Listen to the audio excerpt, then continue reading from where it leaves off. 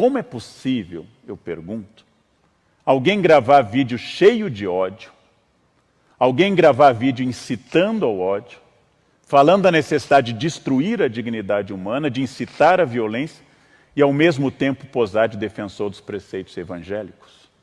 Ou seja, eu uso o evangelho e uso a vida de Jesus, a quem eu digo seguir, para defender a violência, a tortura, a pena de morte e a destruição das pessoas. Adapto Deus ao meu universo moral. E aí o Deus customizado tem seu aspecto mais trágico.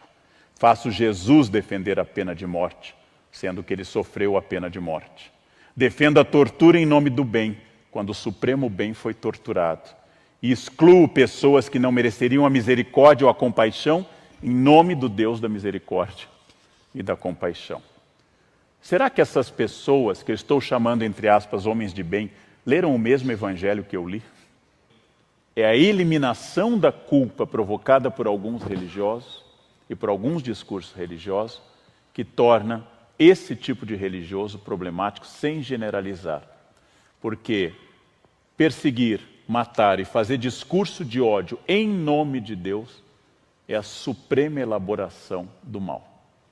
Porque eu torno o ódio uma virtude, a exclusão um mérito, e torno o combate ao outro um dever ditado por Deus.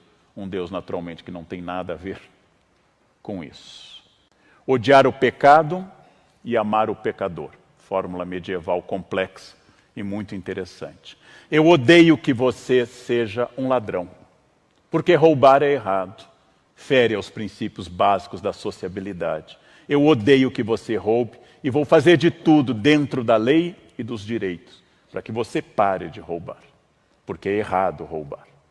Porém, eu não te odeio porque você é um ser humano.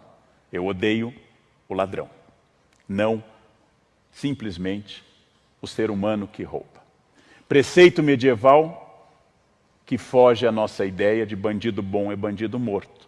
Porque bandido bom é bandido morto é uma frase do paganismo. É uma frase daqueles que não conheceram a Jesus.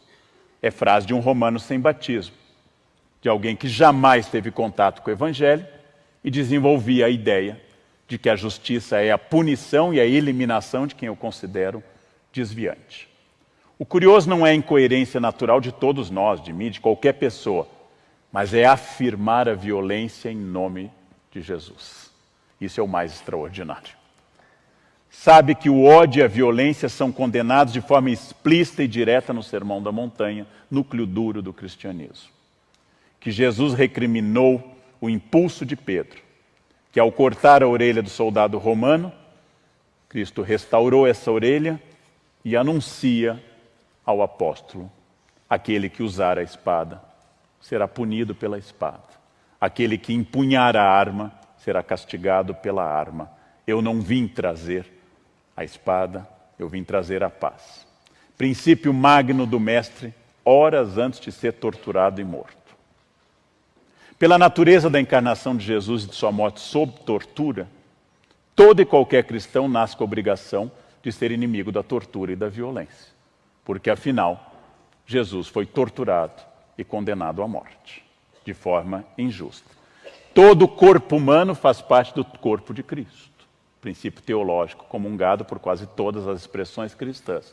Logo, qualquer tortura em um ser humano, independente da ação que ele tenha cometido, independente da sua orientação ideológica, é uma tortura no corpo de Cristo, que revive a cena daquele homem atado a uma coluna sendo chicoteado, coroado de espinhos e levando tabefes e cusparadas dos soldados.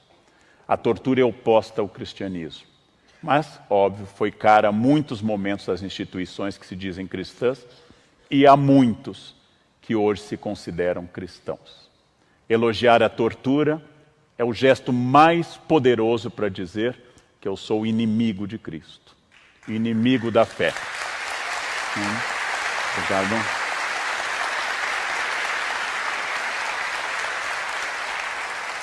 Não que a Bíblia, especialmente o Novo Testamento, proíba qualquer tipo de punição, mas proíbe a destruição do humano. Mesmo que eu tenha que reter alguém para que não seja um perigo social, isso deve ser feito com com respeito. Mesmo que a pessoa tenha errado como adúltera, eu não tenho que dizer, atirem à vontade a pedra, porque ela não é uma pessoa de bem. Jesus diz, quem não tiver pecado, atire a primeira pedra. Os homens de bem, entre aspas, porque naturalmente há homens de bem, há mulheres de bem, há pessoas de bem, de fato, mas eu vou usar essa expressão no sentido usual das redes sociais. Os homens de bem proclamam que os direitos humanos são para os humanos direitos. Frase contraditória, que eu ouvi várias vezes. Chamamos em filosofia isso oxímoro, contradição em termos. Ou seja, se são direitos humanos, pertencem a todos os humanos. Pertencem inclusive aos políticos. É tão radical essa frase, que nós devemos dizer que todo senador tem direitos humanos. Todo deputado, todo presidente tem direitos humanos, porque ele é inerente à espécie humana. Não há direitos humanos porque eu pago impostos. Não há direitos humanos porque eu, Leandro, trabalho 14 a 16 horas por dia. Eu não tenho nenhum direito a mais do que a pessoa que não trabalha. Todos temos direitos humanos. Todos. Absolutamente todos, porque, como diz a expressão, são humanos. Com isso, nós temos que pensar que esses achismos, esses truísmos, que entram em conflito aberto com a vida de Jesus, que afinal, se alguém se deu ao trabalho de ler os 4 evangelhos, a frase é absurda. Jesus escolheu preferencialmente pecadores, desviados da sociedade, e fugiu dos doutores da lei e dos homens de bem da sua época. Jesus procurou as pessoas excluídas, os publicanos, as prostitutas, a adúltera, e disse que viera para eles e não para os que não precisavam de salvação.